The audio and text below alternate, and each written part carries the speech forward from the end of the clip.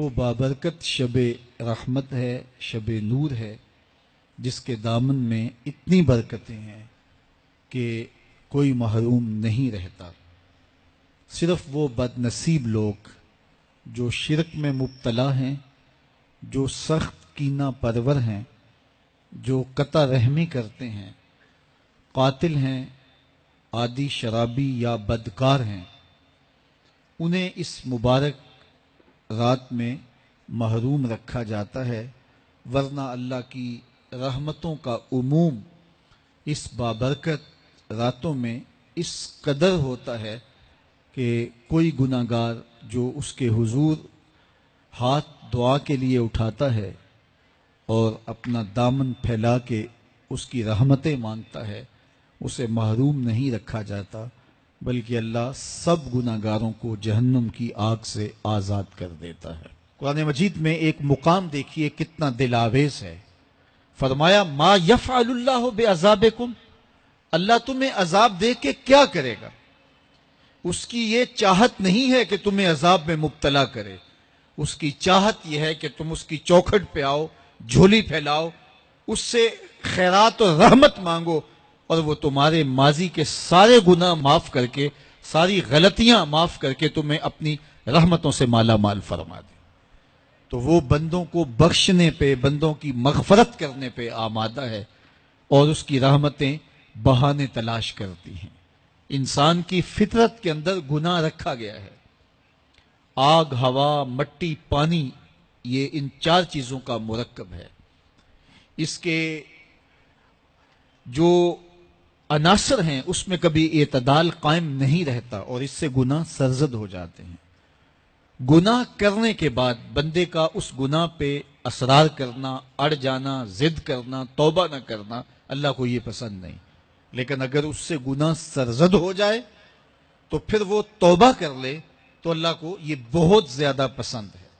جو اس سے ہو سکے نیکی وہ اللہ کے حضور پیش کرے، لیکن اس کے اندر جو شر رکھی گئی ہے، اس کے اندر جو قوتیں گناہ کی رکھی گئی ہیں، اس سے اگر اس سے گناہ سرزد ہو جائے تو پھر وہ اللہ سے توبہ کرے، اللہ کی طرف رجوع کرے، تو اللہ اس کی توبہ کو نہ صرف قبول کرتا ہے بلکہ اس کے گناہوں کو معاف کرتا ہے اور گناہوں کو بدل کے نیکیوں میں تبدیل کر دیتا ہے۔ جب گناہ نیکیوں میں تبدیل ہو گئے تو جتنا بڑا گناہ گار تھا اتنا بڑا نیکوکار ہو گیا۔ حضرت سیدنا عمر رضی اللہ تعالیٰ عنہ بازار میں جا رہے تھے تو ایک شرابی نے ہاتھ میں بوتل پکڑی تھی شراب کی، تو حضرت عمر ہاتھ میں درہ رکھتے تھے اور آپ کا جاہ و جلال دیدنیت ہوتا، تو جو ہی حضرت عمر رضی اللہ تعالیٰ عنہ کو اس نے دیکھا تو ڈر گیا، اور دل ہی دل میں کہا اے اللہ آج عمر کے قہر سے بچا لے، میں تیری بارگاہ میں سچی توبہ کرتا ہوں، اور جلدی سے شراب کو بغل میں چھپا لیا۔ اتنے میں حضرت عمر سر پہ پہنچ گئے اور گرج کر کڑک کے کہا کہ یہ تیری بغل میں کیا ہے؟ کیونکہ اس کو بوتل چھپاتے دیکھا تھا تو وہ ڈر گیا، اور ڈرتے ڈرتے کہنے لگا حضرت یہ سرکہ ہے۔ اب تھی تو شراب، لیکن ڈرتے ہوئے بولا حضرت سرکہ ہے۔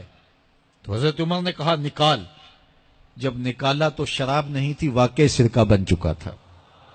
تو جب اللہ کے حضور کوئی توبہ کرتا ہے، اللہ اس کے گناہوں کو بدل کے نیکیوں میں تبدیل کر دیتا ہے۔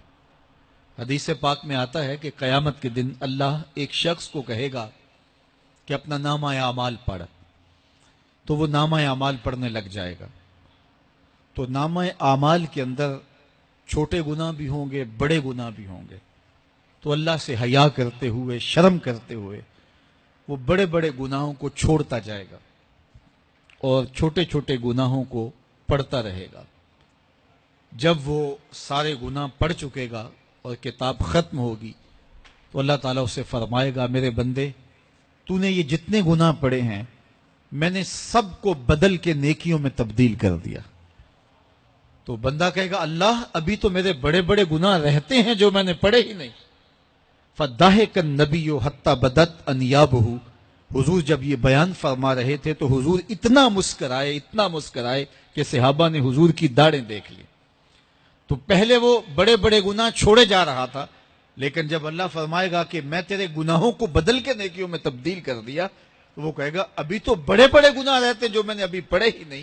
تو جب کوئی بندہ اس کے حضور توبہ کرتا ہے، اللہ یہ نہیں دیکھتا اس نے گناہ کتنے کیے ہیں، یہ دیکھتا بندہ آیا میری چوکھٹ پہ ہے تو اللہ اس کے پچھلے سارے گناہ معاف فرما دے.